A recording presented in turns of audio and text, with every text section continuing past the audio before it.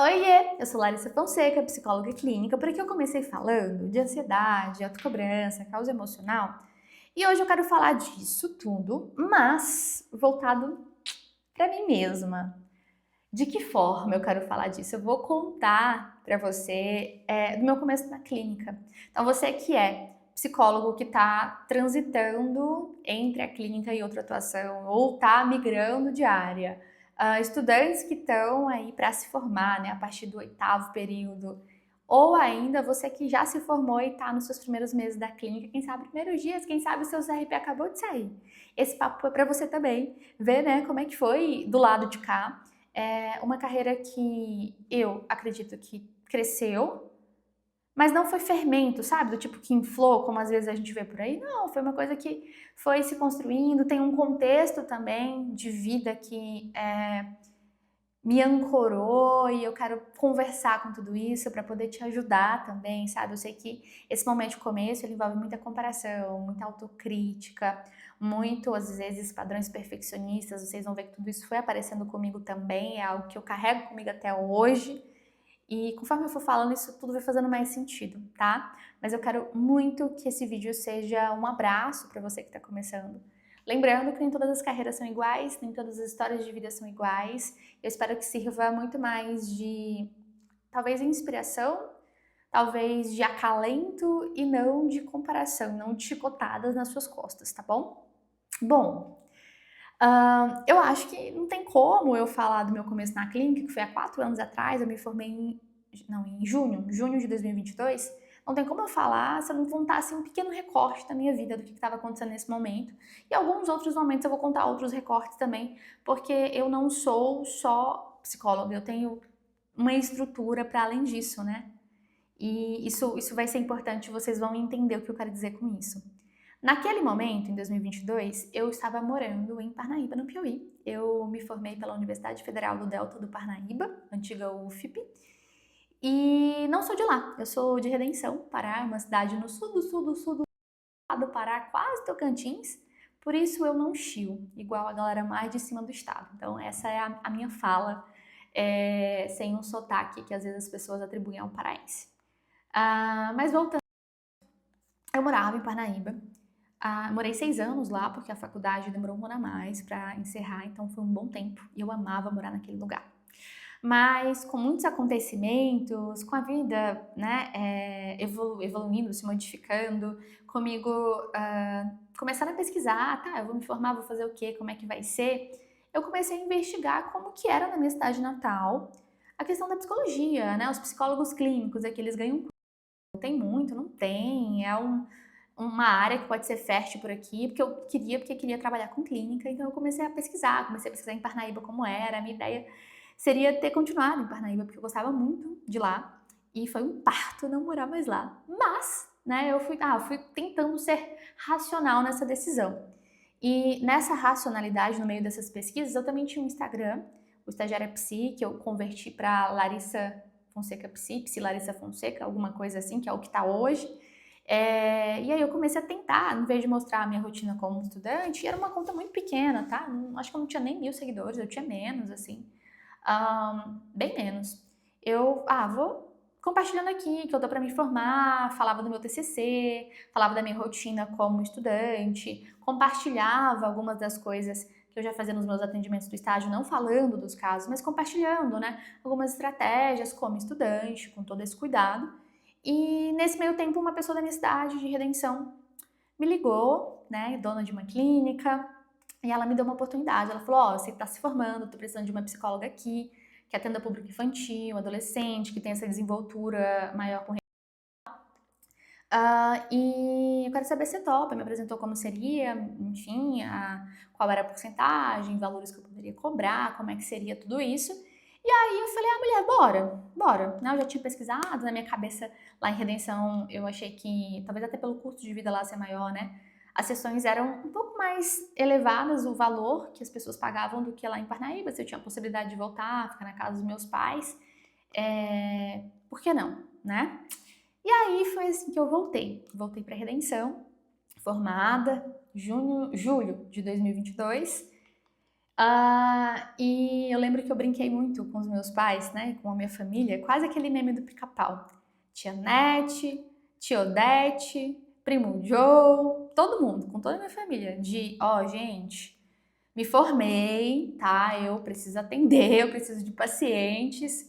Vão falando pra todo mundo aí, tipo, né? Minha família não tem ninguém na área da saúde. Na época não tinha, hoje tem eu, tenho uma prima que tá fazendo psicologia também, começou esse ano, eu tenho uma tia que é técnica de enfermagem, mas na época ela nem trabalhava mais com isso, agora que ela tá voltando, tá fazendo fono também. Hoje a gente tá montando uma galera da saúde, mas naquela época não tinha ninguém, não tinha médico. Médico não conhecia um psicólogo quando eu entrei na faculdade. Vocês têm noção? Eu caí de paraquedas pesquisando no Google e gostei, né? Dei a sorte de gostar.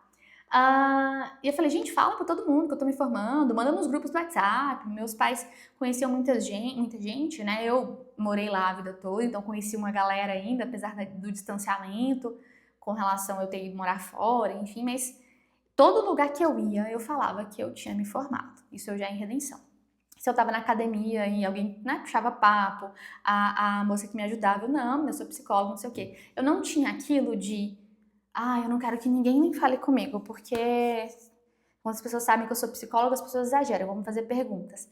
Naquele momento, eu encarava isso como uma parte do meu trabalho, porque eu precisava de pacientes, né? E eu voltei para morar com os meus pais, eu não queria continuar morando com eles muito tempo, não por eles, porque eles são maravilhosos, eu amo eles, me apoiaram na faculdade, me apoiam hoje, o que eu precisar, mas questão minha, sabe? Pra mim era importante, tava nos meus valores a independência, a autonomia. Falei, velho, eu não quero que isso aconteça porque eu fique muito tempo aqui. E por isso eu preciso de pacientes. Então, fui movimentando. Gente, todo lugar que eu ia, eu falava que eu era psicóloga. Eu usei e abusei do fato de eu ser uma pessoa mais extrovertida e comunicativa. Eu entendo que se você é uma pessoa mais tímida, talvez mais introvertida, talvez esse não seja o seu formato, talvez esse não seja o seu estilo. Mas pra mim, eu aproveitei de características da minha personalidade, uma pessoa mais aberta à experiência, mais espontânea e extrovertida e comunicativa. Eu aproveitei disso e eu falava. Se alguém me fazer algumas perguntas, às vezes as pessoas começavam a querer contar a vida delas, eu me saía assim pela tangente do tipo, realmente é complicado, sabe? Mas precisa procurar. Eu psicoeducava, mas não que eu fazia terapia com as pessoas, tá? É só que eu sempre falava que eu era psicóloga, eu não tinha nenhum problema. As pessoas fazem muito meme com isso, né? Hoje eu já não tô muito. Hoje eu já tô mais adepta aos memes de, nossa, eu não quero nem que as pessoas saibam que eu sou psicóloga às vezes. Às vezes, assim. Mas eu treinei isso tanto no começo que pra mim não é problema nenhum. Eu aprendi a manejar esses momentos sem a pessoa se aproveitar gratuitamente de mim, tá? Então eu tinha essa consciência de que eu precisava de pacientes. E nesse meio tempo, meu Instagram, eu fui tentando falar mais para público em geral, criando conteúdo, eu falava muito de ansiedade, autocobrança, autocompaixão, conteúdos ainda um pouco engessados, eu não tinha um celular tão bom, eu não tinha uma estrutura ainda que comportasse, né? Eu lembro que na época eu dividi um quarto com a minha irmã. Eu podia atender quando a minha irmã estava na rua, né? Porque ela estava na escola ou trabalhando. Então, nesses horários, eu poderia atender. Os pacientes queriam online. Mas se ela estava em casa, eu não podia, porque eu dividi o quarto com ela. Então, era um cantinho virado assim, tinha a cama, o guarda-roupa na frente, um cantinho para ficar só, tipo, a mesa e de fundo só a parede, entendeu? E tinha toda essa logística que eu precisava organizar. Assim, no começo nem foi um grande problema, porque vocês vão ver que eu fui ter meu primeiro paciente online ali com uns 4 meses, mais ou menos. Mas, em contrapartida, no presencial, nessa clínica, com 24 horas, com essa movimentação toda, eu falando para todo mundo que eu tava voltando, que eu ia trabalhar na clínica e que eis-me aqui, tô atendendo. Não queria atender pessoas que eu conhecia. As pessoas que eu conhecia poderiam espalhar a mensagem da terapia e poderiam me indicar para pessoas que eu não conhecia, mas que essas pessoas conheciam. Então, entender? Essa era a minha lógica. E eu tinha o meu Instagram, né? Então, se as pessoas me indicassem, elas poderiam. As pessoas que recebiam o meu nome como indicação viam o meu Instagram, viam um vídeo, uma coisa ou outra. Não era aquela coisona ainda, não tinha toda essa presença, mas era um catalisador, porque, nossa, às vezes identificava com o jeito que eu falava, enfim, tudo isso ia somando. E com 24 horas, então, que eu tava com o meu CRP ativo ali, dia 2, dia 3 de agosto, mais ou menos, de 2022, eu atendi meu primeiro paciente presencial. Essas datas eu guardo muito porque me marcam e eu gosto de guardar na minha cabeça essas datas específicas, tá? Então, eu fiquei assim, em êxtase. Eu falei, uau, comecei o meu primeiro paciente e tal. Fui. Tava com medo? Tava. Vocês vão ver que eu sempre tive muito medo. Eu me acho uma pessoa meio cagona, mas, gente, eu tenho tanta vontade de viver os meus sonhos que eu sou cagona, mas eu vou mesmo assim. Eu vou me limpando, entendeu? E vou. Claro, as minhas características de personalidade favorecem, né? Espontaneidade, extroversão, enfim. E aí, o meu primeiro mês na clínica presencial, porque eu não tinha nenhum paciente online ainda, eu fechei em R$ 2.000. Eu fiquei, meu Deus, que loucura! Isso eu devo ter feito de 2 a 5 atendimentos por semana, não que eram 5 pacientes que eu tinha, eu não sei quantos pacientes eu tinha naquela época ativos, ou esse número eu não tenho ele desenhado, mas eu estava fazendo essa média de atendimentos por semana, sendo que alguns desses atendimentos eles não evoluíam para continuidade. Eu acho importante falar isso, porque no começo, ainda mais nesse contexto de clínica, chegam pacientes que às vezes não tem nada a ver com você, ou não se identificam com você de fato, mas eles, sei lá, só precisavam de alguém e marcaram e não gostaram. Aconteceu umas 2, 3 vezes nessa clínica, nesses 2 anos que eu fiquei, de a pessoa chegar, achar que marcou uma consulta com psiquiatra, mas ela não sabia o nome, ela achava que psicólogo era o psiquiatra. E no final, tá, eu fazer toda a anamnese, todo o acolhimento, todo esse primeiro contato, explicar a terapia, a pessoa, tá, mas e a receita do remédio? Então, assim, nem todo atendimento que eu fazia tinha continuidade, por isso que eu não posso garantir que eu tinha 5 pacientes. Eu não sei quantos eu tinha, de fato, mas eu fazia essa média de atendimento, que foi o que me deu esses 2.000 e pouquinho reais, 2.100 e alguma coisa. Tem as planilhas todas aqui, com relação às entradas. E minha sessão era entre 80 e 100 reais, mas esse valor não era todo para mim, porque tinha a porcentagem da clínica. E tinha um desconto quando era pacote, né? Quando o paciente pagava pacote. E aí caramba, aquilo ali me impactou, porque para mim R$ 2.000 em 4 semanas, eu fiquei, gente, como assim? E eu, tipo, mal comecei. Nossa senhora! E aí isso me incentivava, né? Claro, fui reforçada. Nossa, eu vou criar mais vídeos, porque se eu tiver pacientes que são meus e eu não vou ter nem essa porcentagem da clínica, vai ser top. Eu sempre ficava fazendo cálculos, né? Esse mês, quanto ficou pra clínica que poderia ter sido meu? Aí ficava, tipo, 20, 30% do valor ficava pra clínica. Então a minha renda poderia ser 20 a 30% maior. E eu ficava fazendo vários cálculos. Comecei a fazer cálculos todos os dias também. Gente, a cabeça da pessoa ansiosa mesmo, né? Aí eu fazia cálculo, depois disso eu fazia cálculo todo dia, imaginando quanto que eu ia ganhar na semana. Se o paciente faltava, eu refazia o cálculo. E eu ficava alimentando isso, assim. Me tornei muito vigilante nesse momento de, tá, eu tô ganhando isso, mas eu tenho que ganhar mais, porque eu não quero ficar morando com meus pais muito tempo. Voltar a morar sozinha e eu preciso de mais dinheiro, isso aqui não é bastante, garantia, porque se todos os meus pacientes sumirem, e tudo isso foi inflando, inflando.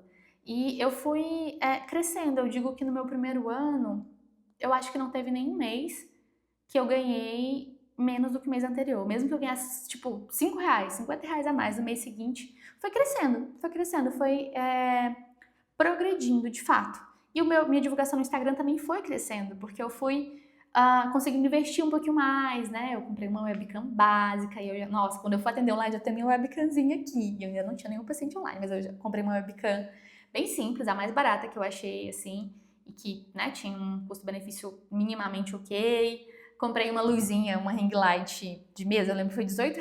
Eu comprei ela na Shein naquela época, bem pequenininha assim. Nossa, eu tenho essa iluminaçãozinha aqui para fazer vídeos.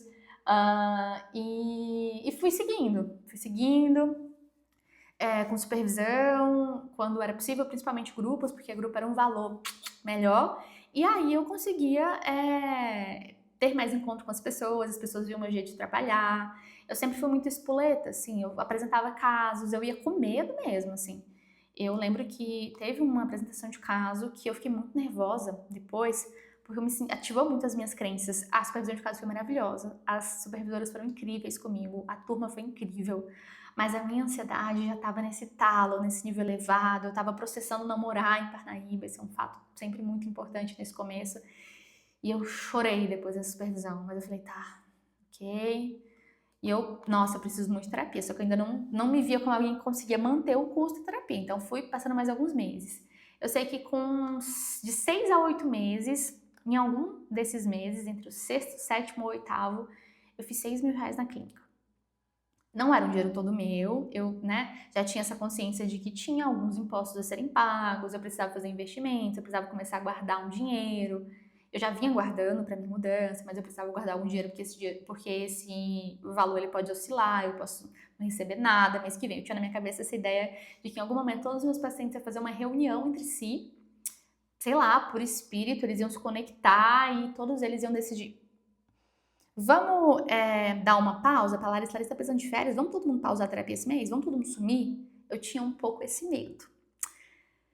Fora questões ali de condução dos casos, porque é muito desafiador você começar algo, né? Na faculdade você tem um estágio, você está ancorado ali com pessoas que estão passando pelo mesmo momento.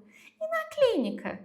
Se você não vai para uma supervisão, se você não desenvolve apoio mútuo entre colegas, eu tinha isso, mas ainda assim eu me sentia muito desafiada. Imagina quando você não tem nada disso, né?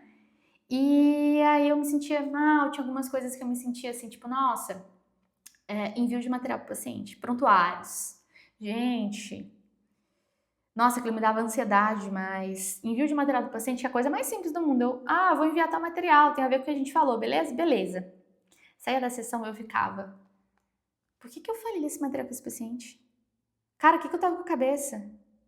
Eu nem tenho esse material pronto, vou ter que fazer. Nossa, eu fiz isso muitas vezes. Eu parei, percebi na terapia que eu hipercompensava muito posteriormente a esse mês que eu fiz aí os 6 mil, eu voltei não, comecei terapia. E aí eu ficava, nossa, eu hipercompensava. Às vezes eu não tinha nem material, não tinha nem necessidade, mas eu falava que ia mandar. Eu tinha que tirar tinha que tirar um material do zero, porque eu soltei ali que eu ia enviar e às vezes eu nem tinha. Aí eu passava muito tempo fazendo, ficava perfeito, bonito. E às vezes eu ficava procrastinando o envio do material, porque eu achava que não fazia o menor sentido com o caso. Depois eu ficava arrependida de ter compartilhado que eu enviaria aquilo. E, gente, isso tudo girando na cabeça da pessoa que voltou a morar com os pais, que não queria estar morando com os pais de novo, não por eles, mas por mim mesma. Eu tava contrariada com isso. Autonomia e independência são tipo assim, gente, acho que top 1 valores da minha vida, assim, dar sangue no meio da canela. Eu quero ter ações que me levam para isso, eu quero viver isso. E outros contextos de vida, claro, casos desafiadores, não pelos casos em si, mas as habilidades que eu precisava desenvolver, que eu estava desenvolvendo, né? E aí, tudo isso acontecendo, e eu sei que financeiramente as coisas estavam fluindo e eu estava muito grata por isso. Quando eu cheguei nesse teto de 6 mil, para mim é um marco, para outras pessoas talvez não seja, mas para mim eu fiquei, meu Deus, eu tenho menos de um ano e eu tô ganhando isso aqui. Surreal. Depois disso, eu fui ganhando mais, cheguei num novo teto, mas isso talvez seja conversa para outro vídeo. E na terapia eu descobri o tag. Olha só, quem diria, né? Que a cabeça que estava preocupando, pensando todos os cenários, fazendo o cálculo todos os dias para saber quanto ia ganhar, e tinha medo de todos os pacientes sumirem, tinha traços de perfeccionismo, que para fazer um post naquela época ficava horas e horas a fio, para gravar um vídeo era horas e horas, quem diria que essa pessoa teria tag, não é mesmo? Pois é, para quem não sabe, tag é transtorno de ansiedade generalizada. Engraçado que eu não me via como uma pessoa tão ansiosa, eu só me via como uma pessoa muito... a palavra me fugiu, mas eu me via como alguém muito dedicada. Só que a minha dedicação, em grande parte, estava muito ancorada em coisas de ansiedade. E na clínica isso foi escancarado. Hoje, 4 anos depois, coisas mudaram, eu tenho outras inquietações, outras ansiedades, outros padrões autocríticos se apresentando. Eu comecei a supervisionar casos, então eu tenho outro nível de autocrítica para lidar, para manejar, para processar, mas eu sou muito grata por tudo que a minha versão do começo fez. Eu não romantizo esse começo, porque eu tive muitos empecilhos, mas eu também quero que você se lembre, eu tive uma família que me apoiou, ninguém era médico, ninguém era da área, mas todo mundo me indicava para todo mundo,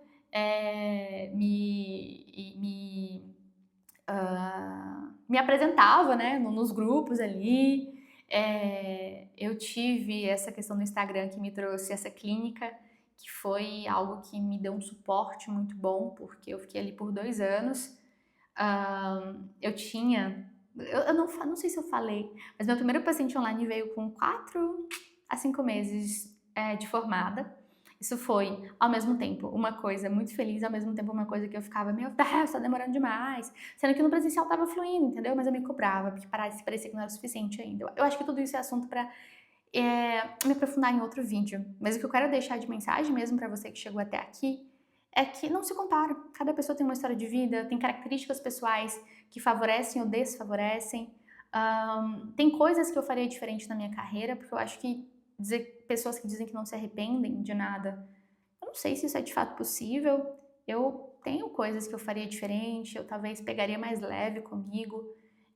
Eu passei muito tempo, assim, desses primeiros 2, 3 anos ali, muito bitolada, muito, nossa, mas eu tenho que crescer, eu tenho que ganhar mais, eu tenho que seguir, porque não sei o que, não sei o que. Isso não foi saudável. Colhi malefícios, claro.